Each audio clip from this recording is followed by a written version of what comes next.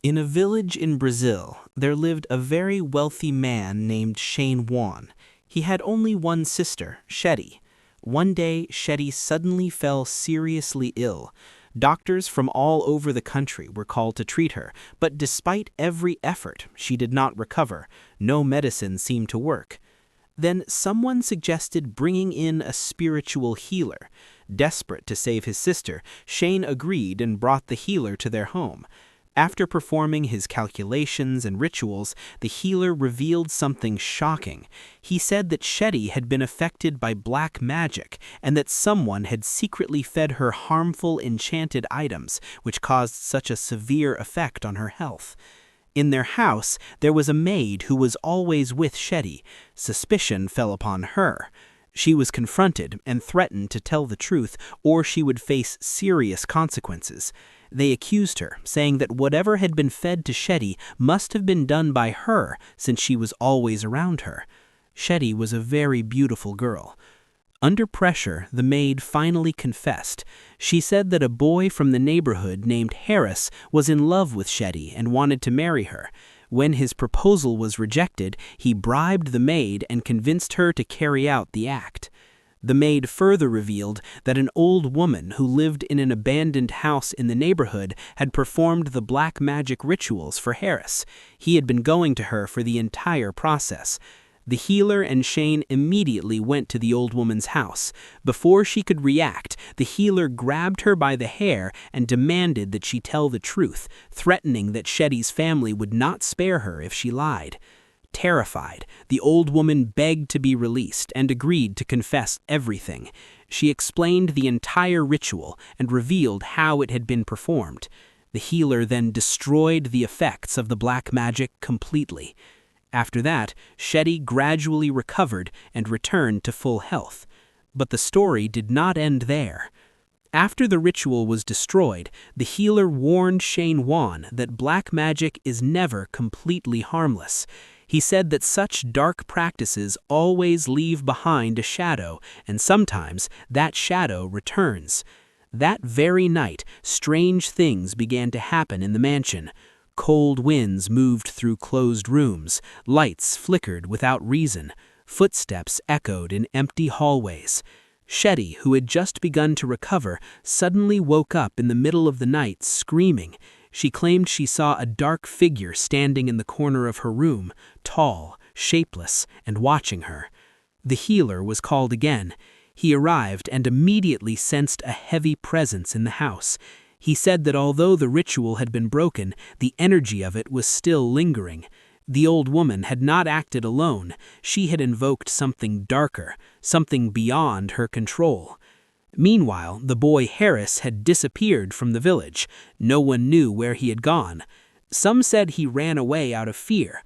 Others whispered that the very forces he tried to control had turned against him. The healer performed one final cleansing ritual in the house. Prayers echoed through the halls. Incense smoke filled every corner. As the ritual reached its peak, a loud crashing sound came from upstairs. A mirror in Shetty's room shattered on its own. The healer closed his eyes and chanted louder. Suddenly, the air became calm. The heaviness lifted. After that night, no strange events occurred again. Shetty fully recovered. The old woman was arrested by the authorities after confessing her crimes, and Harris was never seen again.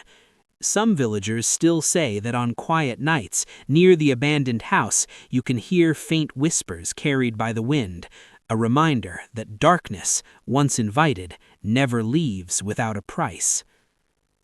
Weeks passed, and peace seemed to return to the village. Life slowly went back to normal. But one evening, as Shane Wan was sitting in his study, he received a strange letter. There was no sender's name. Inside, there was only one sentence written in dark ink. "This is not over." Shane's heart began to race. He immediately called the healer again, but this time the healer sounded troubled. He said something unexpected. "When dark rituals are performed, they are never done alone. There are always witnesses, forces that feed on fear." That very night, the temperature inside the mansion dropped suddenly. The servants refused to stay after sunset. They claimed they could hear whispering coming from the walls, not loud, but constant. Shetty began having the same dream every night.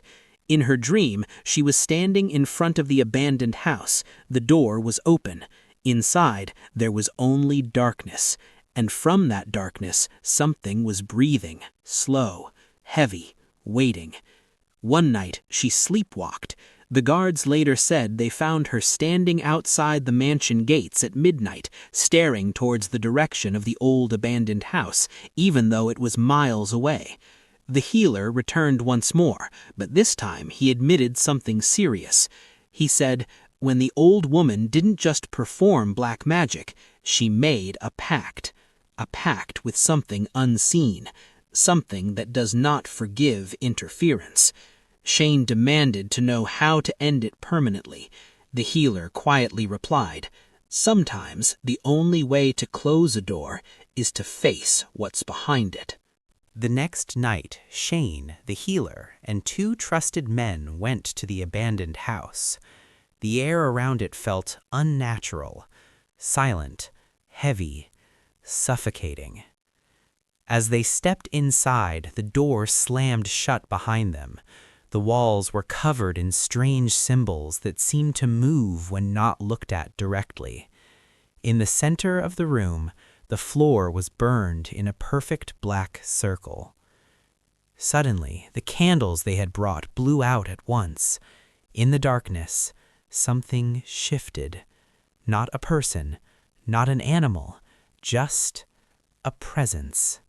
And then, a whisper filled the room. What happened next was never fully told.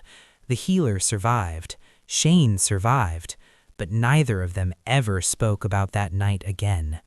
And from that day forward, the abandoned house was burned to the ground. Yet even now, villagers say the ground where the house once stood is colder than the rest of the land, as if something still waits beneath it. Months passed after the abandoned house was burned.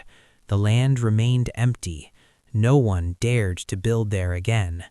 But strange things began happening in the village. Animals refused to cross that patch of ground.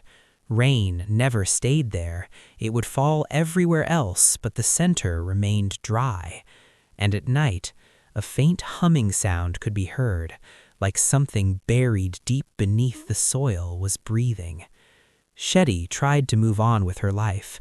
She smiled again. She stepped outside again. But sometimes when she stood in front of a mirror, her reflection would delay by a second. Just a second. One evening, she was alone in her room when the lights flickered. The air turned cold. She froze. From behind her, a voice whispered, not loud, not angry, but calm. She turned around. No one was there. But on the floor, a black mark slowly began to form, a perfect circle. Meanwhile, far from the village, the healer fell mysteriously ill. Before his death, he told one of his students something chilling. The entity was never attached to the house. It was attached to the target. And the target was Shetty. The old ritual had been stopped, but the pact demanded balance. When the old woman failed to complete it, the force chose its own path. It did not want death. It wanted presence. Years later, villagers would speak in hushed tones about the mansion. They said sometimes, at night, the top window glows faintly black instead of light, and if you stare long enough, you might notice something standing behind the glass, not moving, not blinking, just watching and waiting. Years passed. Shetty got married. She tried to live a normal life. She moved to another city. But darkness does not care about distance. On the night of her wedding anniversary, the power suddenly went out in her new house. Complete silence filled the rooms. No wind, no sound. Then, every mirror in the house cracked at the same time. Her husband rushed downstairs, but Shetty was standing still in front of the largest mirror. Her reflection was smiling, but she was not. The reflection slowly raised its hand. Shetty did not. And then the reflection leaned closer to the glass from inside. A whisper echoed through the room. The lights came back on. Everything looked normal again. The mirror was intact. But from that night on, Shetty changed. She became quieter, colder. Sometimes she would sit in the dark for hours, staring at nothing. Her husband once asked her what she was looking at. She calmly replied, "I'm not looking at it. It's looking at me." Meanwhile, back in the village, something even stranger was discovered. The ground where the abandoned house once stood had sunk slightly. Workers who tried to level the land reported hearing knocking sounds from underground. 3 knocks, pause, 3 knocks again, as if something was trying to get out. One brave man dug deeper despite warnings. At 6 feet underground, they found something that made everyone step back. A perfectly burned black circle, untouched by time, untouched by soil. And in its center, a single handprint, fresh. That night, Shetty disappeared. No signs of struggle, no broken doors, no footprints. Only one thing was left behind in her bedroom. On the wall, written in black ash, "It's awake." To this day, no one knows what truly happened. Some believe she was taken, some believe she was claimed, and some whisper something far more disturbing, that she was never meant to survive in the first place. She was only the doorway, and whatever came through is still here. After Shetty disappeared, the investigation lasted for months. Police found nothing. No fingerprints, no forced entry, no evidence. But something disturbing began happening to people who had been involved in the original incident. The maid, the villagers who had spread the rumors, even the 2 men who had gone to the abandoned house that night. Each of them reported the same thing before they either went missing or lost their sanity. They all said they could hear breathing behind them. Not loud, not threatening, just present. And whenever they turned around, nothing was there. Until one night, Shane Wan received a final package. Inside was an old photograph. It was taken years ago, the night they went to the abandoned house. In the picture stood Shane, the healer, and the 2 men. But behind them, in the doorway of the house, was a tall, blurred shape